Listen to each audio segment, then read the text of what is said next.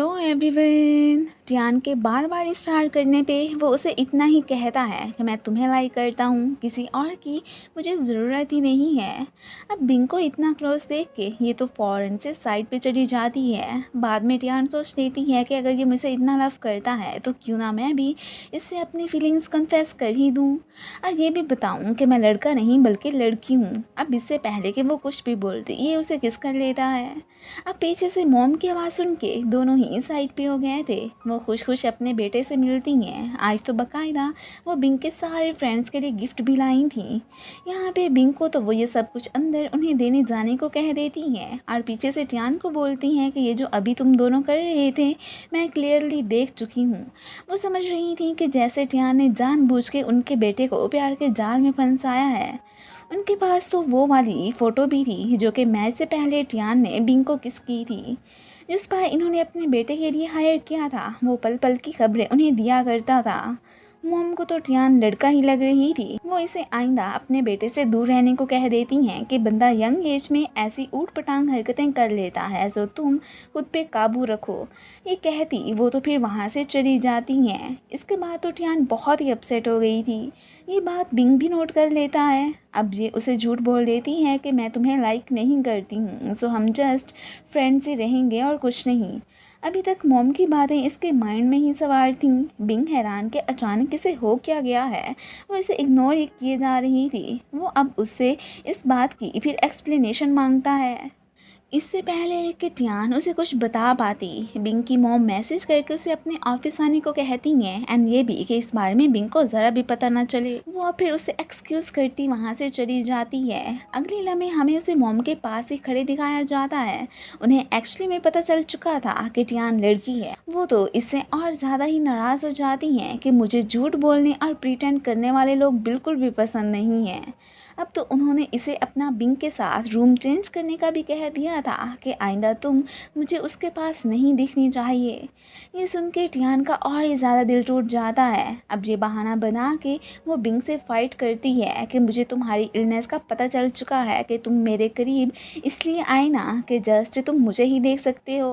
कितने मीन हो तुम। वो उसे कहने लगता है कि जैसा तुम समझ रही हो ऐसा कुछ भी नहीं है। माना कि तुम्हारा क्लियरली फेस देख के मैं तुम्हारी तरफ अट्रैक्ट हुआ था, पर तुम्हें लेके मेरी फीलिंग्स बिल्कुल प्योर है। मैंने कभी तुम्हारा यूज़ नहीं किया। वो उसे उसके बनाए स्केचेस भी दिखाता है कि हर एक ड्राइंग में मेरी फीलिंग्स तुम्हारे लिए बिल्कुल सिंसियर हैं। मुझ पे ट्रस्ट करो। ये जानती थी कि वाकई में बिंग उसे पसंद करता है, पर क्या करती।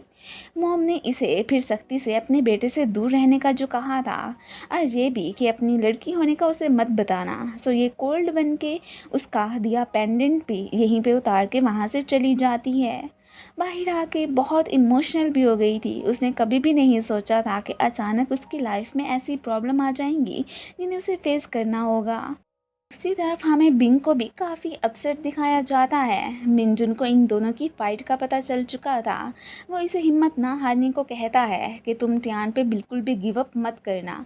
मुझे देखो, डेली कोच वहाँ से इग्नोर होता हूँ, उनकी बातें सुनता हूँ, फिर भी उन्हें छोड़ने का मैंने कभी सोचा ही नहीं कि एक ना एक दिन ज़रूर वो मुझे अपना लेगी। सो तुम भी इसी सोच के साथ टियान पे ट्राइयाँ करते रहना। अब बिंग को जाके थोड़ी सी तसल्ली मिलती है। अगले दिन इसे सैड देख के वेलियान रीज़न पूछने लगता है एंड ये भी कहता है कि तुम मुझे अपना फ्रेंड समझ के प्रॉब्लम शेयर कर सकते हो।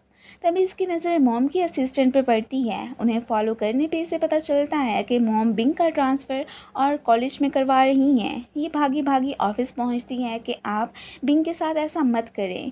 आपने जैसा कहा मैं वैसा ही करती आई हूँ। उससे इवन कि मैंने फ़ाइट भी कर ली। दूसरे कॉलेज जाके वो आइस हॉकी कैसे खेल पाएगा। यहाँ पे वो उन्हें बता देती है कि बिंग की इलनेस का मुझे पता है और ये भी कि पूरी दुनिया में वो जस्ट मुझे ही देख सकता है। ये सुन के मॉम सरप्राइज।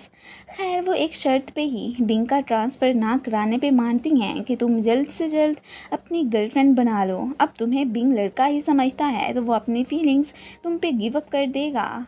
अब ये शाओ की हेल्प मांगने आ जाती है। वो तो ट्रिप पे गई थी इसलिए ये बहुत ही अपसेट कि अब मैं क्या करूँगी। जैसे ही इसकी मुलाकात मियाओ से होती है वो इसे अपना बॉयफ्रेंड बनने को कहती है। सो नेक्स्ट इसने मियाओ को ये कह के अपने फ्रेंड्स से इंट्रोड्यूस करवाया था कि ये मेरी न्यू गर्लफ्रेंड है। सिवाय बिंग के सभी इस बात से बहुत सरप्राइज होते हैं, वो तो जानता था कि ये लड़की ही है। दूसरी तरफ मिनजुन ने कोचमा को उस खड़ूस के सारी डिटेल्स ला के दिखा दी थी कि एक्चुअली में ये तो 100 गर्लफ्रेंड्स बनाई फिरता है। इस बात से कोचमा तो बहुत ही ज़्यादा गुस्सा हो जाती हैं। मिनजुन जैसा भी था वो उसे उसके हाल में ही पसंद करता था, सो ये उसे एक चांस ज़रूर दे देती हैं। इस बात से तो मिनजुन बहुत खुश होता है कि चलो मेरी मेहनत तो रंग लाई। टियान मियाओ को बता देती है कि मैं लड़का नहीं बल्कि लड़की हूँ। ये सुन के वो शॉक होने की बजाय बल्कि हंसने ही लग जाती हैं कि ये तो ऑलरेडी ही मैं जान गई थी जब फर्स्ट टाइम मैंने तुम्हें देखा था, क्योंकि उस वक्त तुम्हारी मूव्स बिल्कुल गर्ल्स की तरह ही थी। जब ये उसे बताती हैं कि बिंग भी जानता है कि तुम लड़की हो, ये सुन के वो तो एकदम दंग ही रह जाती है कि क्या सच में। मैंजी गुस्सा के आखिर मियाओ को उसके बजाय टियान में ऐसा क्या दिखा कि वो उससे डेट कर रही है। वो ये बात खुद मियाओ से पूछता भी है तो वो उसे इतना ही कहती है कि तुमसे ज़्यादा टियान ही बहादुर है, कम से कम उसने शैन को चैलेंज तो किया। वो तुम्हारी तरह नहीं डरपोक, बस अपने चेहरों के बलबूते पे ही काम करते हो।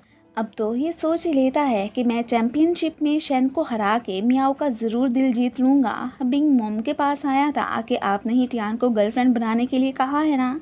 वो इन्हें बता देता है कि मैं जानता हूँ कि टियान लड़की है, बस अपनी मॉम की इच्छा पूरी करने के लिए ही वो गेटअप चेंज करके इस यूनिवर्सिटी में आई। अब यहाँ पे आप उसे बिल्कुल भी गलत मत समझें।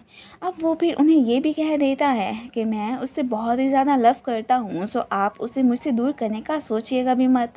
इतने में टियान भी वहाँ पे आ ही जाती है। अब ये मॉम के सामने उसका हाथ पकड़ के कह देता है कि मैं सिर्फ इसे ही पसंद करता हूँ, आप चाहे जो कर ले, मैं कभी भी हार नहीं मानूंगा। टियान को तो उसकी ये कन्फेशन काफ़ी पसंद आती है। अब ये दोनों साथ रहने का फैसला कर चुके थे तो मॉम कैसे मना करती, इसलिए उन्हें अब इनके रिश्ते से कोई एतराज़ नहीं होता।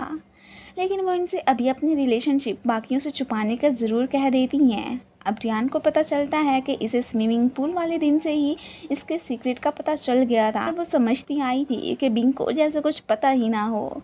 अब ये यहाँ पे उसका छोड़ा हुआ पेंडेंट भी उसे पहना ही देता है। इन दोनों को साथ में देख के वेलियान तो बहुत ही खुश होता है। वो आके श्याओ को बताता है कि टियान तो किसी और को डेट कर रहा है, तुम्हें बुरा तो लग रहा होगा। वो खुश के अरे मुझे क्यों बुरा लगना है, मैं तो बहुत ज़्यादा हैप्पी हूँ।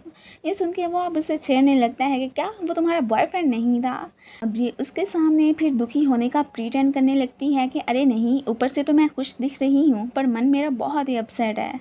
कोच माँ फिर मिनजुन के साथ डेट पे आई थी। फर्स्ट टाइम हील पहनने की वजह से उन्हें चोट भी लग जाती है। अब मिनजुन उन्हें उठा के उसके रूम तक लाता है, आगे से ये देख के हैरान कि वो तो उनकी पर्सनैलिटी के बिल्कुल ही ऑपोजिट सजा हुआ था। अभी ये साथ में थे ही सही कि तभी शुई की कॉल आ जाती है। उसका फिर से अपने बॉयफ्रेंड से ब्रेकअप हो चुका था, सो उसने दोनों को ही अपने पास आने के लिए कह दिया था। टियान को अपने तकिए के नीचे से वो सारे स्केचेस पड़े मिलते हैं जो बिंग ने उसके लिए बनाए थे। ये देख के वो खुश। अगले दिन सारे मेट्स टियान और बिंग को अपने साथ खाने पे चलने को कहते हैं, पर ये कोई बहाना बना के उन्हें टाल ही देते हैं। असल में इन दोनों का इरादा आज खुद ही डेट पे जाने का था। अब कोइंसिडेंटली उन सब की नज़र इन पे पड़ ही जाती है। ये देख के वो हैरान। खैर वो भी फिर इन्हीं को ज्वाइन कर लेते हैं। ये यहाँ पे एक दूसरे का हाथ ही पकड़ लेते हैं और उनको खबर भी नहीं होती। मैग्ना जहन को लाइक करने लगी थी। इस बात का जब वो अपनी फ्रेंड को बताती है तो वो उसके फ़ोन से जहन को मैसेज करके रात को मिलने आने का कहती है।